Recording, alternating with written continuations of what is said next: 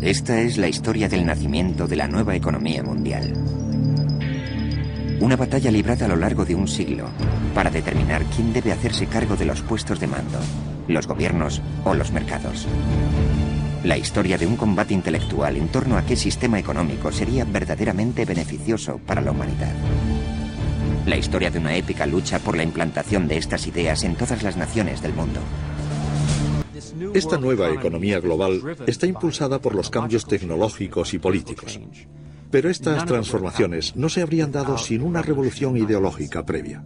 La batalla ideológica.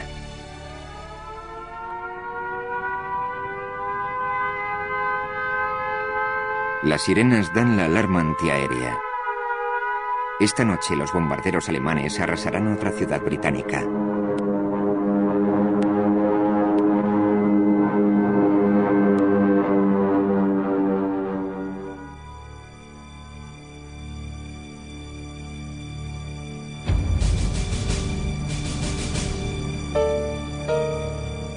Durante los bombardeos de Londres de 1940 a 1941, los dos economistas más prominentes de su tiempo estuvieron destinados a la vigilancia antiaérea sobre los tejados del King's College. Un caballero inglés y un exiliado austriaco, amigos personales, rivales intelectuales.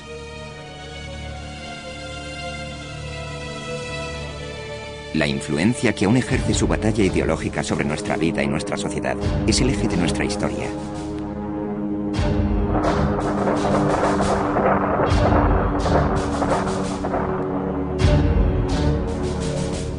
John Maynard Keynes colaboró con los gobiernos aliados en la planificación de sus economías de guerra. Friedrich von Hayek opinaba que el intervencionismo estatal constituía una amenaza para la libertad.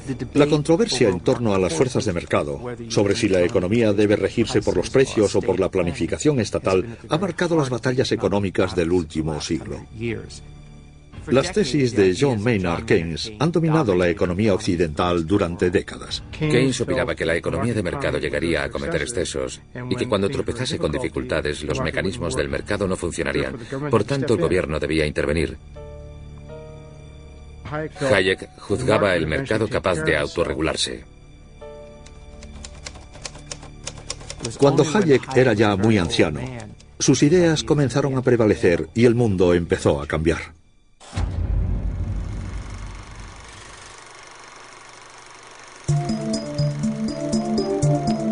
A comienzos del siglo XX, Hayek y Keynes habían sido testigos de la primera era de la globalización. La vida cotidiana se transformaba por doquier. Los avances tecnológicos, como el telégrafo y el teléfono, revolucionaban las telecomunicaciones. Los barcos de vapor y las vías ferroviarias acortaban las distancias. Decenas de millones de personas emigraban sin necesidad de pasaporte. Keynes describió así este mercado global en el que las mercancías circulaban libremente. Un londinense podía encargar por teléfono mientras sorbía su taza matutina de té gran variedad de productos de todo el mundo y confiar razonablemente en recibirlos con prontitud en su propio domicilio. El militarismo y el imperialismo, las disputas raciales y culturales eran para él poco más que un entretenimiento contenido en su periódico. Qué extraordinario episodio del progreso económico humano fue aquella era que tocó a su fin en agosto de 1914.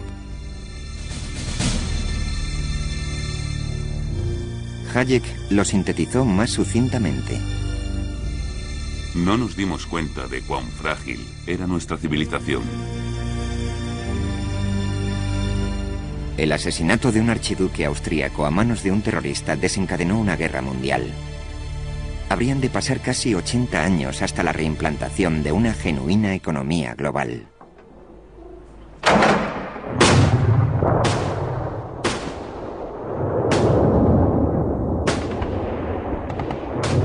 La Primera Guerra Mundial cegó 20 millones de vidas.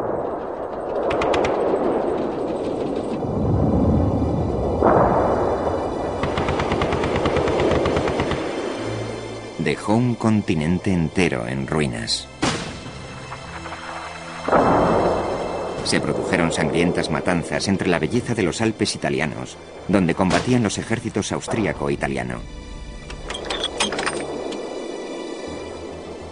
Friedrich von Hayek sirvió en artillería austríaca. Tenía tan solo 17 años, aún un colegial. El combate fue atroz. Experimentó la retirada y la derrota. La influencia auténticamente decisiva fue la Primera Guerra Mundial.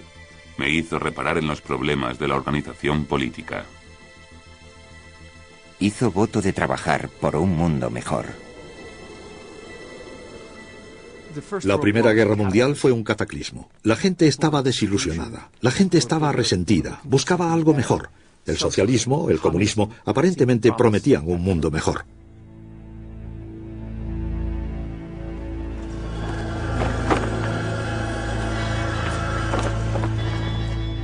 Tras derrocar el antiguo régimen, la Revolución Rusa se proponía crear un mundo mejor.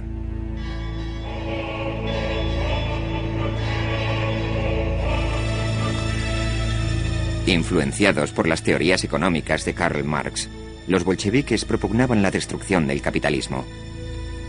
Lenin, el líder de la revolución, instó a los proletarios de todo el mundo a unirse en contra de la economía globalizada.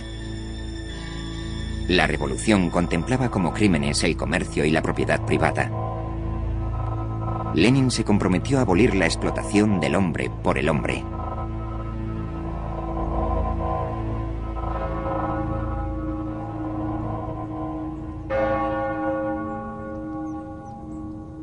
El hombre destinado a convertirse en el gran émulo intelectual de Hayek era un sobresaliente académico de la Universidad de Cambridge.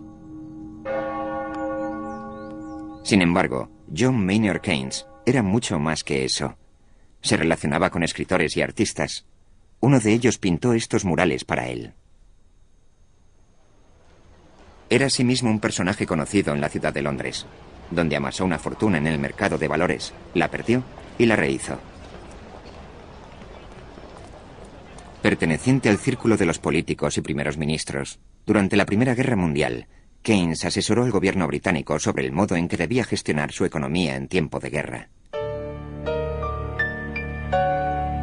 Al finalizar la contienda, Keynes formó parte de la delegación de paz británica que negoció el Tratado de Versalles. Los victoriosos aliados exigían que la derrotada Alemania pagase el costo de la guerra por medio de lo que se dio en llamar reparaciones. Los estadistas reunidos en Versalles no querían más que exprimir el dinero a una Alemania ya en bancarrota. En Alemania, Keynes juzgaba las reparaciones desproporcionadas con lo que una economía podía realmente soportar y pensaba que tendrían unas consecuencias nefastas en lo económico, lo político y lo social. Airado y asqueado, Keynes dimitió. A su regreso a Inglaterra fue a pasar una temporada con su amigo el pintor Duncan Grant. Aquel verano, Grant retrató a Keynes escribiendo su libro Las consecuencias económicas de la paz. Si somos de la opinión de que Alemania debe empobrecerse y sus hijos morir de hambre y quedar lisiados, la venganza, me atrevo a predecir, no tardará en fraguarse. Nada podrá retrasar la inevitable guerra que destruirá la civilización y el progreso de nuestra generación.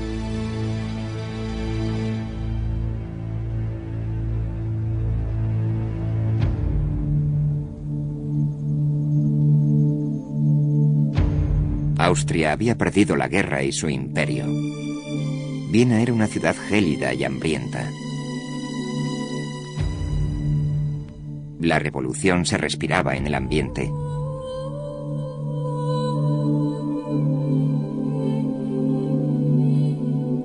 Socialistas y comunistas ganaban la batalla por conquistar los corazones y las mentes. El joven e idealista Friedrich von Hayek se matriculó en la Universidad de Viena. Fue durante la guerra cuando más o menos decidí estudiar economía. Me entusiasmaba. El socialismo parecía ofrecer una sociedad más justa. Albert Slavinger, antiguo alumno y discípulo de Hayek. Reconocía sin tapujos haber sido socialista moderado durante una época. Pensaba que la preocupación por los pobres, la justicia y la igualdad podían contribuir a configurar la política del gobierno. Gran parte de la vida intelectual vienesa se desarrollaba ajena a la universidad, en los cafés de la Ringstrasse. Se celebraban seminarios informales para los amantes del debate y la controversia.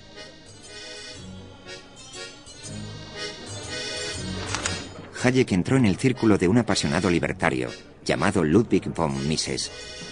Von Mises pensaba que los mercados, así como los pueblos, debían liberarse de la intromisión de los gobiernos. Ludwig von Mises fue el economista más prominente de la Escuela Austríaca de Economía. El lema distintivo de la Escuela Austríaca de Pensamiento Económico es que los mercados funcionan, los gobiernos no. Von Mises vaticinó que la nueva economía socialista soviética jamás funcionaría, precisamente porque el gobierno controlaba los salarios y los precios. Von Mises sostenía que el gran error del socialismo era carecer de un sistema de precios eficaz que enviase información a consumidores y productores sobre el valor de los bienes. Decía que esos precios son la base de una economía operativa. Podrían considerarse señales de tráfico.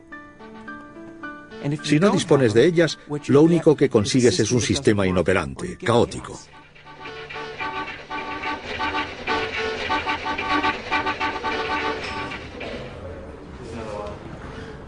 Von Mises arguía que los mercados libres son los que mejor funcionaban.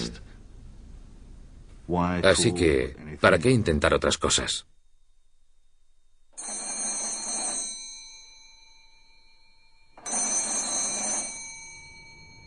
En la Rusia soviética, las profecías de von Mises parecían cumplirse.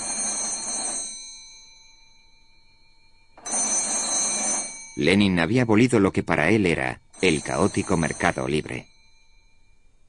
El Estado controlaba la economía, fijaba salarios y precios. Pero el gran experimento marxista pasaba por dificultades. Lenin tenía entre manos un desastre económico. La Rusia soviética era un país sombrío, asolado por el frío, la hambruna y la muerte.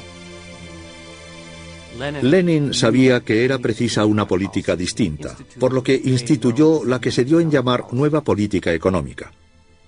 Lenin autoriza a los granjeros a vender sus propios productos y tierras. Permite la creación de pequeñas empresas, lo que origina un renacimiento económico. Pues bien, sus camaradas más izquierdistas lo atacaron con saña por traicionar los principios bolcheviques y marxistas. Lenin, por aquella época, ya había sufrido un ataque y no gozaba de buena salud. Y pese a ello, subió a la tribuna casi por última vez en su vida. Y era el Lenin de siempre. Aún era vitriólico, era sarcástico. Dijo de sus críticos que eran imbéciles, estúpidos, porque el Estado, el gobierno, los bolcheviques todavía controlaban el conjunto de la economía. El acero, los ferrocarriles, el carbón, la industria pesada, lo que él llamaba los puestos de mando de la economía.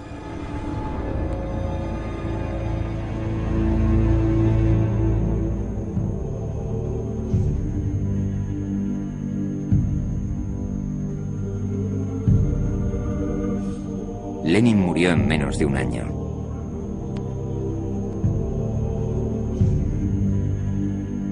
Los dolientes que asistieron a los funerales de Lenin creían que la historia militaba en su bando y que en menos de 3 décadas, no solo Rusia, sino toda la Europa del Este y China, más de 1/3 de la humanidad, viviría conforme a los principios económicos del marxismo-leninismo. El sucesor de Lenin afianzaría aún más el dominio del Partido Comunista sobre los puestos de mando de la economía.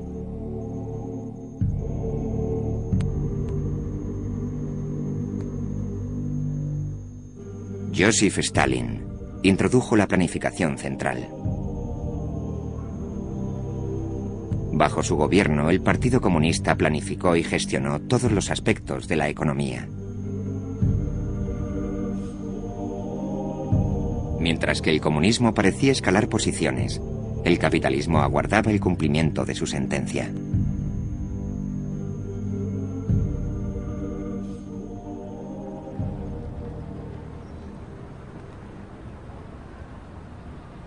Alemania y Austria lidiaban con las consecuencias económicas de la paz.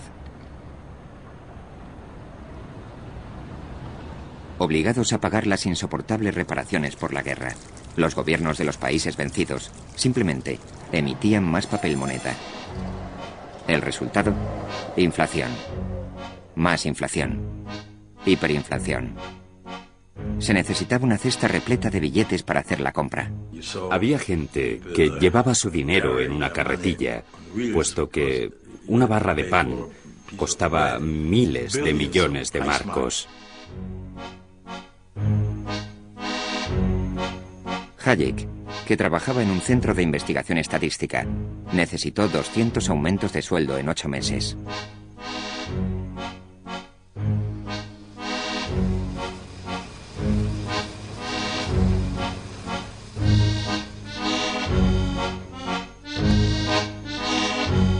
El dinero era más barato que el papel pintado.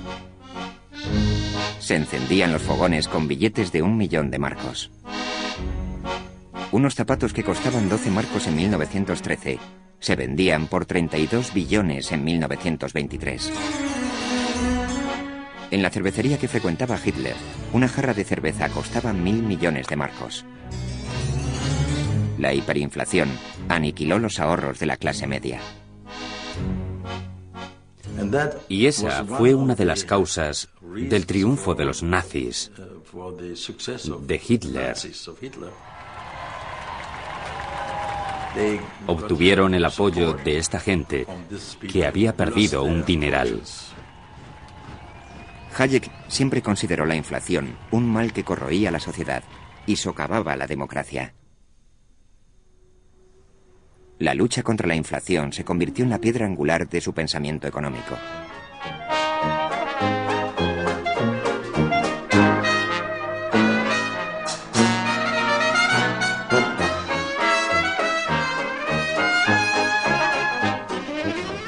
En los años 20, mientras Europa aún se dolía de las heridas de la Primera Guerra Mundial, en los Estados Unidos, en las ciudades al menos, se experimentaba un auge económico. Los estadounidenses gastaban dinero, bailaban, celebraban fiestas, compraban automóviles. Bebían ginebra clandestina y adquirían acciones. Montones de acciones. El mercado de valores, la bolsa de Nueva York, se había convertido en el pasatiempo nacional. Los norteamericanos no se cansaban de él. Y por aquel entonces las acciones de mayor éxito eran las de las nuevas compañías radiofónicas. La radio era la Internet de los años 20, una industria surgida de la nada. La empresa más atractiva era la RCA, que en pocos años pasó de cotizarse de $1,50 la acción a 600. Los norteamericanos no tenían hartazgo.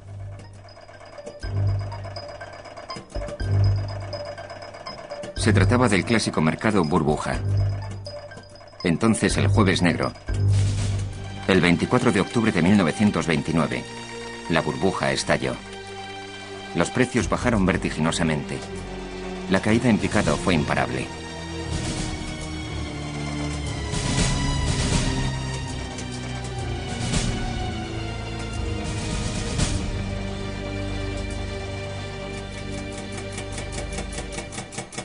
Ocho horas después del cierre de la bolsa, las teleimpresoras aún vomitaban malas noticias. El crack de la bolsa de valores sumió a los Estados Unidos en la desesperación. Durante los años 30, se produjo en los Estados Unidos un auténtico y absoluto colapso. Desde la perspectiva de la gente, cundía el desaliento a medida que los valores caían sin cesar. La gente se encontró sin ingresos, sin medios para saldar sus deudas, sin capacidad adquisitiva.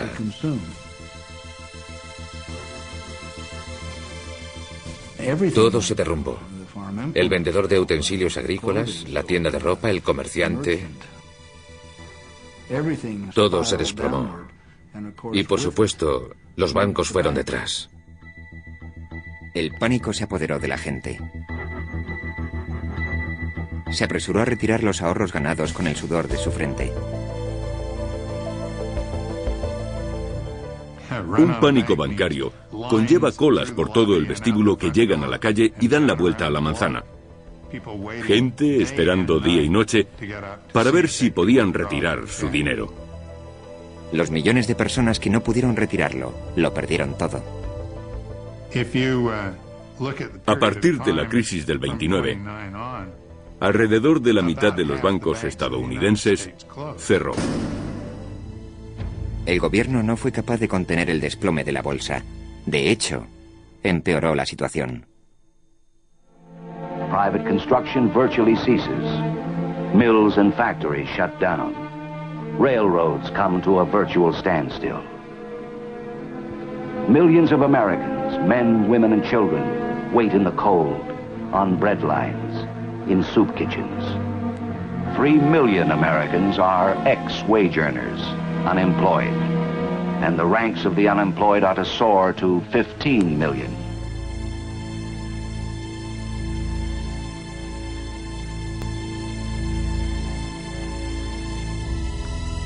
Los bancos quebraron. La industria se bloqueó. Millones de personas quedaron desempleadas.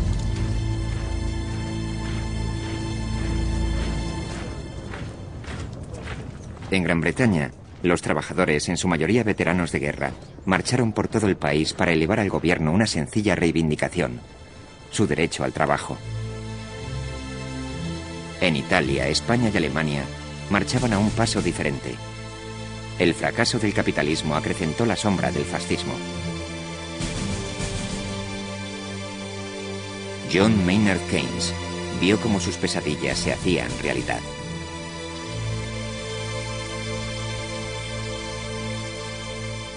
En Cambridge, Keynes trataba de salvar al capitalismo de sí mismo por medio de un estudio sobre las causas de la Gran Depresión y cómo remediarla. Su propósito era reescribir las reglas de la economía, contemplar la economía como un todo, como una máquina controlable. Keynes fue el verdadero artífice de la macroeconomía. Conceptos que hoy damos por sentados como Producto Interior Bruto, tasa de desempleo, tasa de inflación. Él definió todos los rasgos generales de la economía. Estaba escribiendo un libro que, a su juicio, revolucionaría nuestra concepción de los sistemas económicos. También nos proporcionaría los medios para asegurarnos de su correcto funcionamiento. Fue escrito en el contexto no solo del colapso de la economía mundial, sino del latente derrumbamiento del sistema democrático. Hitler fue nombrado canciller de Alemania en 1933. La democracia perdía terreno, y con ella el sistema de libertades. Por ello, Keynes debía encontrar una solución para la Gran Depresión, o de lo contrario, la democracia quedaría desplazada por el totalitarismo.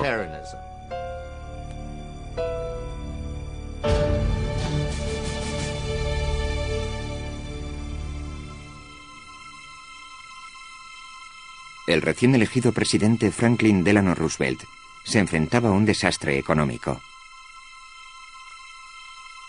Su esposa, Eleanor, describía el día de la toma de posesión como muy solemne y un poco aterrador.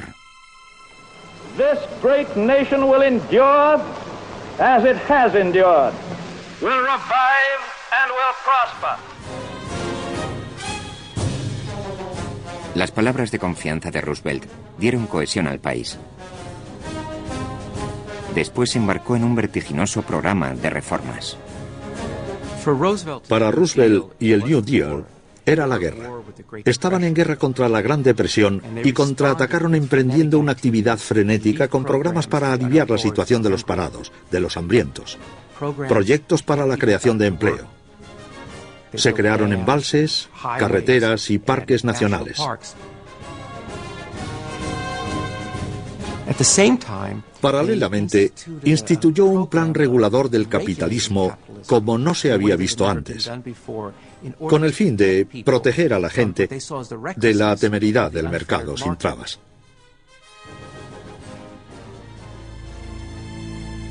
En su fuero interno, Roosevelt temía que el mercantilismo hubiese fracasado, por lo que fundó infinidad de nuevas agencias reguladoras de la banca, del mercado de valores, del propio capitalismo. Se construyó un nuevo cuartel general para el celebrado órgano rector del gobierno, la Comisión Interestatal para el Comercio, que puso freno a las fuerzas de mercado y controló al capital.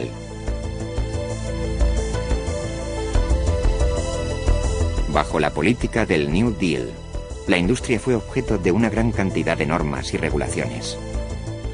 Las compañías aéreas son buen ejemplo de ello. Había quien montaba un negocio de este tipo muy competitivo e iba a la quiebra. Entraban nuevos inversores, también se arruinaban. Era muy inestable. Por lo que el New Deal intervino y dijo: vamos a estabilizar esta industria. Fijaremos los precios que podéis cobrar por los pasajes. Os marcaremos las rutas aéreas. Y con este sistema erradicaron estos círculos viciosos de auge y desplome de las aerolíneas. Y en cierto sentido, esto es lo que pretendían hacer en todos los campos de la economía norteamericana.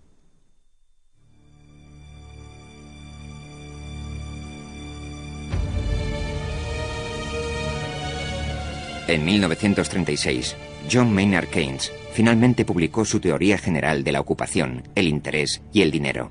Un genial análisis del método para combatir la depresión. Demostrando a los gobiernos la plausibilidad del control de sus economías, Keynes se convirtió en el economista más influyente de su tiempo.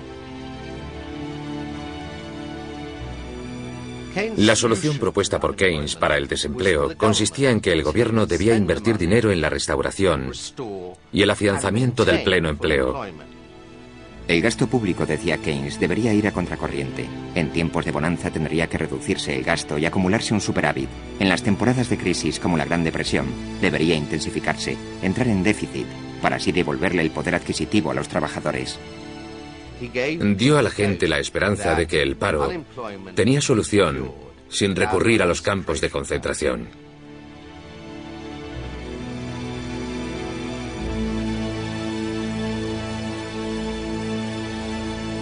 La Universidad de Cambridge fue la cabeza de puente para el desembarco de Keynes en los Estados Unidos. John Kenneth Galbraith fue uno de los primeros apóstoles de Keynes en los Estados Unidos. He repetido muchas veces que pienso que tuve algo, quizá bastante, que ver con la travesía del Atlántico de Keynes. Al regresar, me encontré con que mucha gente había leído la teoría general, y aquello fue un soplo de ilusión y optimismo. En Washington, las ideas de Keynes convulsionarían la política económica. Los gobiernos debían aprender a aceptar una pequeña tasa de inflación para contener el desempleo. Resistir ante los financieros conservadores, pedir dinero prestado y contratar gente por todo el país, rescatándolos del paro.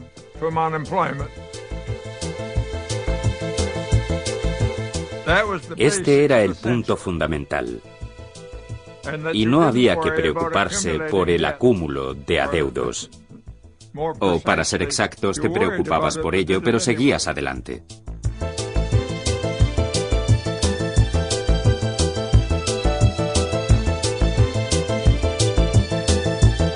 Las ideas de Keynes comenzaron a ganar terreno.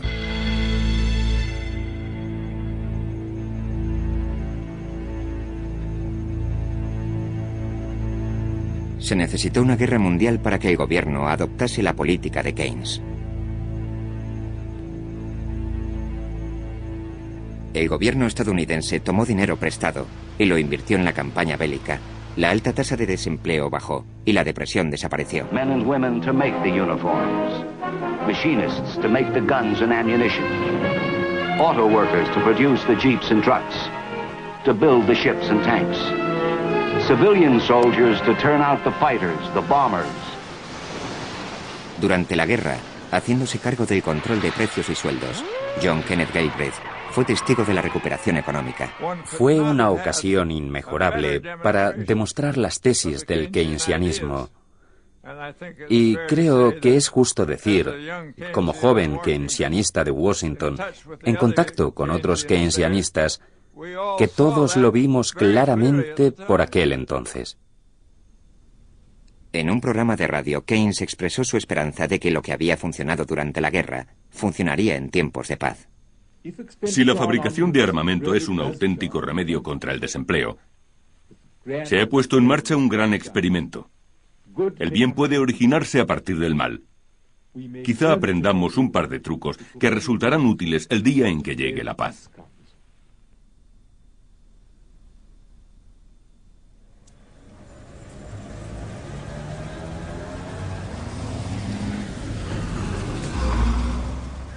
Ahora profesor de la London School of Economics, la Escuela de Económicas de Londres, Hayek temía que el mundo feliz de Keynes fuese un gran paso en la dirección equivocada. Atacó la opinión generalizada del crecimiento en su obra Camino de servidumbre. Sarcásticamente dedicado a los socialistas de todos los partidos, resultó ser un éxito popular. Incluso se editó una versión en cómic. Su mensaje era sencillo y directo. Demasiada planificación gubernamental implicaba demasiado poder gubernamental.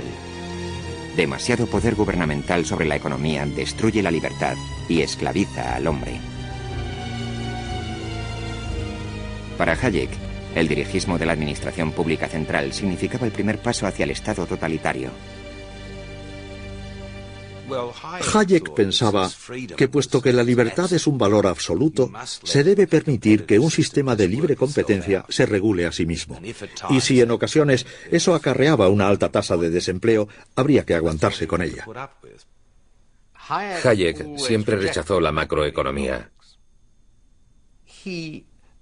Condenó cualquier tipo de intervencionismo estatal, incluso durante la Gran Depresión. Mientras que Keynes era partidario de esta, decía a largo plazo estaremos muertos. Y a largo plazo, si permitimos que las cosas sigan así, sin remediarlas, tendremos muchos Hitlers, numerosas guerras y montones de Stalins. ¿Y quién tenía razón? La mayor parte de la gente habría estado de acuerdo con Keynes cuando escribió a Hayek. No deseamos que no haya planificación, ni siquiera menos planificación. Más bien, queremos más. En esta batalla ideológica, Hayek estaba en el bando de los vencidos. Tenía buena reputación como economista en 1944, cuando publiqué Camino de servidumbre.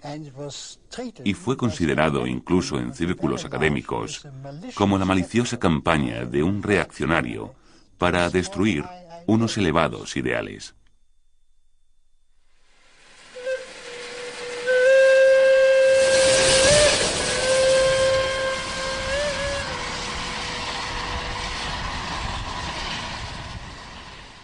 Con el mundo en guerra, Keynes se trasladó a un magnífico hotel de Bretton Woods. En este lugar, delegados de todo el mundo se reunieron para organizar la economía de la posguerra. En la conferencia de Bretton Woods se constituyeron el Banco Mundial y el Fondo Monetario Internacional. Fueron concebidos para conferir estabilidad a la economía mundial y prevenir situaciones como el desempleo y la depresión de la década de los 30. El idealismo y la humanidad de Keynes fueron su inspiración. There has never been such a far-reaching proposal on so great a scale to provide employment in the present and increase productivity in the future. And I doubt if the world yet understands how big a thing we are bringing to birth. A Keynes no le quedaba mucho tiempo de vida. Enfermo y agotado por el trabajo, su salud se quebró. Sin embargo, su reputación e influencia le sobrevivieron. Cuando Keynes falleció, él y yo éramos los economistas más conocidos. Entonces ocurrieron dos cosas. Keynes murió y fue elevado a los altares. Y yo me desacredité con la publicación de Camino de Servidumbre. Y aquello alteró completamente la situación. Durante 30 años solo se contempló a Keynes, mientras que yo fui relegado al olvido paulatinamente.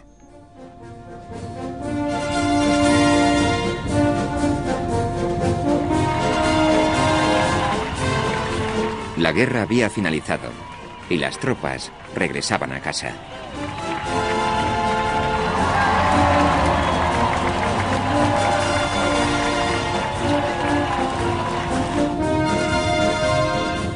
La última de las 3 cumbres celebradas por los aliados durante la guerra se celebró en un palacio del suburbio berlinés de Potsdam. Truman, Churchill y Stalin se reunieron para confeccionar un plan de paz y volver a trazar el mapa europeo. Sus diversos sistemas económicos ofrecían caminos alternativos hacia la prosperidad. No obstante, la sombra de la Gran Depresión era alargada. No cabe duda de que al finalizar la Segunda Guerra Mundial, se había perdido enormemente la fe en la economía de mercado. Existía un sentimiento de reticencia en todo el mundo. No queremos seguir ese camino, queremos ir por un camino mejor.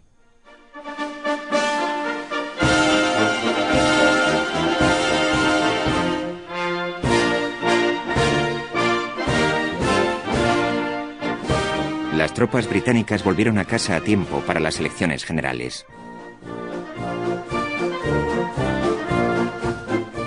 Regresé por barco en el verano de 1945. Yo era piloto de la Fuerza Aérea Británica y a mis 19 años me eligieron candidato por el Partido Laborista. Todos aquellos soldados decían, nunca más, no volveremos al paro, a la Gran Depresión, al fascismo, al rearme. Queremos construir una nueva sociedad.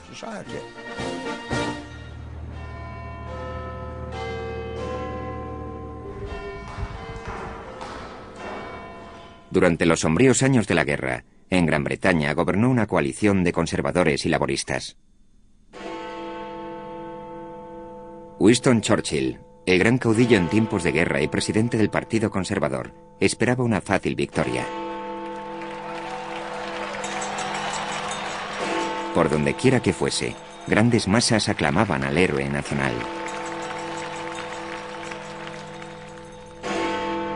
Encabezando la campaña contra Churchill estaba Clement Attlee, líder del Partido Laborista. Attlee arguía que Gran Bretaña había planificado la guerra y ahora la planificación ganaría la paz. Sabíamos que nuestro pueblo jamás habría resistido los bombardeos, la pérdida de vidas y las desventuras, de no ser por la confianza que había depositado en que su gobierno ponía en práctica una política justa. Buscábamos asegurar la continuidad de este sistema justo y de la planificación y el control después de la guerra. Churchill, influenciado por la obra de Hayek, Camino de Servidumbre, se oponía al dirigismo y el control. No socialist system can be established without a political police, some form of Gestapo. Se dejó llevar por esto de la Gestapo. Y ello, por supuesto, llevó las cosas a niveles absurdos. ¿La Gestapo en Gran Bretaña? Attlee, un socialista cristiano de modales suaves, dio la metedura de pata de Churchill un giro siniestro. Attlee, contraviniendo su costumbre, se refirió a ese profesor extranjero como ese Augusto Friedrich von Hayek, ese tipo extranjero de ligero acento alemán. Gran Bretaña acudió a las urnas. El resultado fue sensacional. Here is the state of parties up to 3 o'clock in D-Day. Conservatives, 180. Labour, 364. Churchill ya era historia. El pueblo había votado por una nueva Gran Bretaña socialista. El Partido Laborista llegó al poder simplemente porque la gran mayoría del pueblo, y en particular los hombres y mujeres que habían sufrido la guerra, los terribles años de la depresión, dijeron: Churchill ha hecho un buen trabajo como líder durante la guerra, pero no confiamos en él para ganar la paz. What kind of society do you want? Attlee prometía a su partido que fundarían la Nueva Jerusalén. Let's go forward into this fight in the spirit of William Blake. I will not cease from mental fight, nor shall the sword sleep in my hand, till we have built Jerusalem in England's green and pleasant land.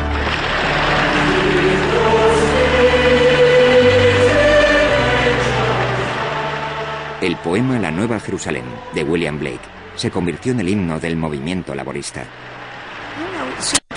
El pueblo que había padecido una guerra lo consideraba justicia natural. ¿Por qué no compartir tus recursos? De este modo destruimos la concepción de la propiedad privada como algo sagrado. Cuando el laborismo se alzó con el poder, los capitalistas fueron obligados a vender sus negocios.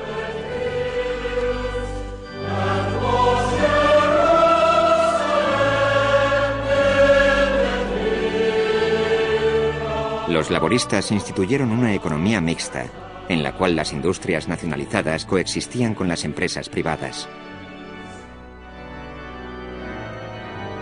Desde aquel momento, las industrias ahora estatales, como las minas de carbón, los ferrocarriles y las acerías, ya no enriquecerían a empresarios y accionistas, sino que servirían al bien común. Fue un acto de regeneración, de renovación. Aquello significaba esperanza, y fue la esperanza lo que nos proporcionó el estado de bienestar, la seguridad social, el pleno empleo, los derechos sindicales, lo que reconstruyó el país desde sus cimientos.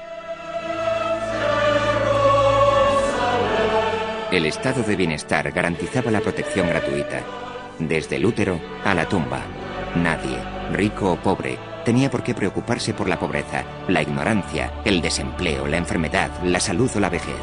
Y la gente pensaba, esto es mejor que permitir que gobierne el mundo un grupo de jugadores que no se preocupa de nosotros, sino de los beneficios.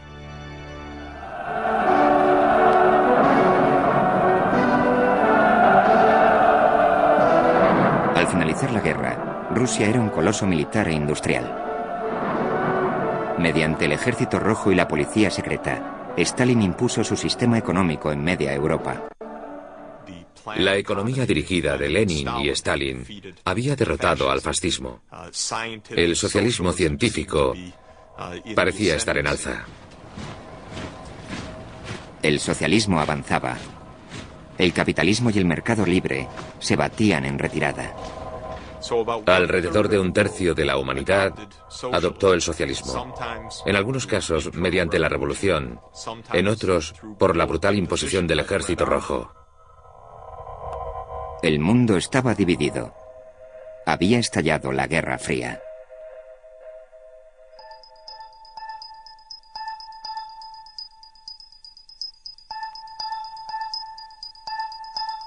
Hayek amaba la montaña.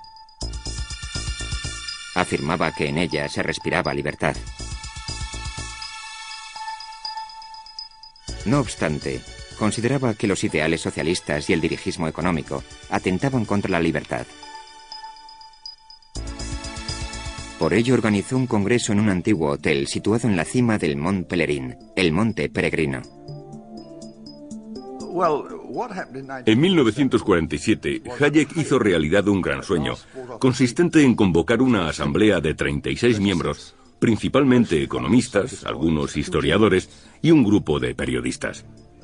Un puñado de los que él consideraba supervivientes, buenas personas, capaces intelectuales, gente que comprendía la economía de mercado y el panorama general de la época.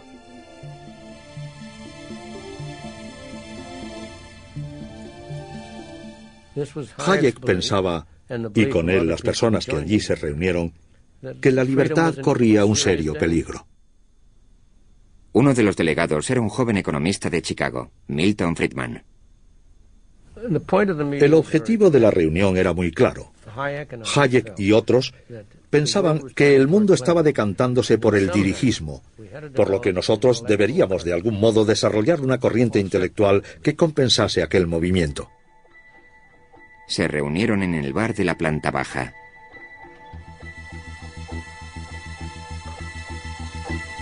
La sala y sus muebles no han cambiado mucho.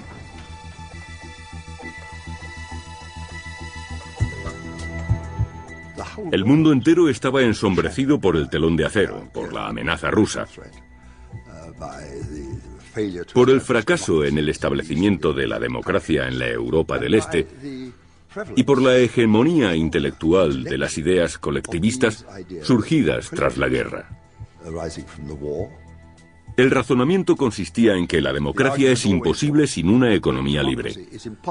Se necesita una economía libre. La libertad económica es una condición necesaria, si bien no la única, para que haya democracia. Los debates fueron apasionados. En una ocasión, el antiguo mentor de Hayek, Ludwig von Mises, abandonó airado la reunión. En pleno debate sobre la distribución de los ingresos, en el cual participaban personas que no eran precisamente socialistas ni igualitarias, gente como yo, Mises se levantó y dijo: «Sois un atajo de socialistas», y abandonó la sala. Sin embargo, Hayek afirmó en el Congreso que tenían una buena lección que aprender de los socialistas.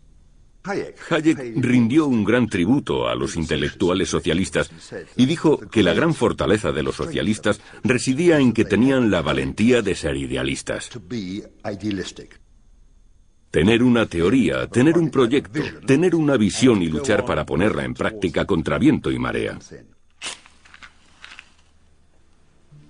Al final de la conferencia, Hayek predijo una larga lucha. Una batalla ideológica que habría de alargarse 20 años o más, hasta que el mundo cambiase de opinión. Entretanto, Hayek solo vislumbraba una chispa de luz.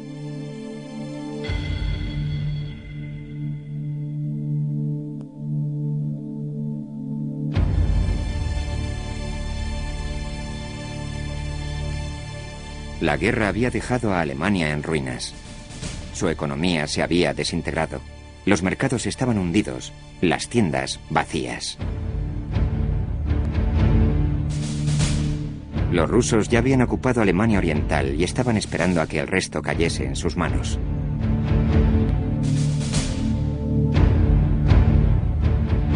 En los sectores de ocupación norteamericana y británica, la violenta inflación había devaluado completamente la moneda alemana. En el invierno de 1948, los aliados nombraron director económico al corpulento economista fumador de puros llamado Ludwig Erhard. Antinazi acérrimo, Erhard era partidario del mercantilismo y compartía muchas de las convicciones y tesis de Hayek. Pero también creía que las regulaciones económicas de los aliados empeoraban la situación. Las autoridades de ocupación habían impuesto un sistema que ejercía un excesivo control sobre los salarios y los precios, aunque, por supuesto, el control sobre salarios y precios jamás frena la inflación, de tal forma que lo único que hicieron fue congelar la economía. Esto llevó a la creación del mercado negro. Y los cigarrillos americanos eran la moneda de curso legal. Nadie se fumaba los cigarrillos. Se empleaban para las pequeñas transacciones. El coñac era el medio de pago para las grandes transacciones. Los aliados introdujeron una nueva moneda, el marco alemán, que sustituyese al devaluado marco del Reich. Pero Erhard juzgaba esta medida insuficiente, así que, sin informar previamente a los aliados, hizo un sorprendente anuncio radiofónico. Ludwig Erhard, un hombre legendario, decidió, sin preguntar a nadie y contra la voluntad de las autoridades norteamericanas de ocupación, dejar de ejercer el control sobre los precios.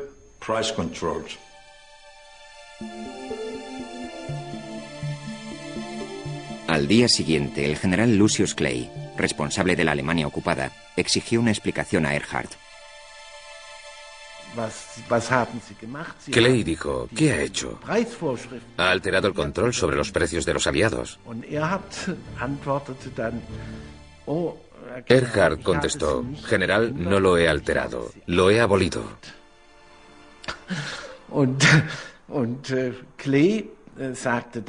Y Clay replicó, mis asesores me aseguran que es un gran error.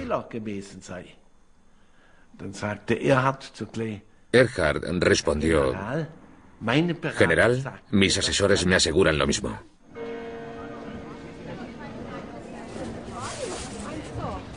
De la noche a la mañana desapareció el mercado negro. La gente dejó de acaparar bienes y se pusieron a la venta productos que no se habían visto en 10 años. Esto puso en marcha a los mercados con libertad de precios. Los escaparates vacíos de las tiendas se llenaron con los productos que empezaron a salir a la luz. Y así se originó el milagro económico alemán. La economía social de mercado alemana aunaba el mercado libre y un sólido estado de bienestar. En pocos años, la economía social de mercado alemana superó a la economía británica más dirigida. Sin embargo, por entonces nadie quería inspirarse en el modelo alemán. La mayor parte de los estados preferían planificar sus economías.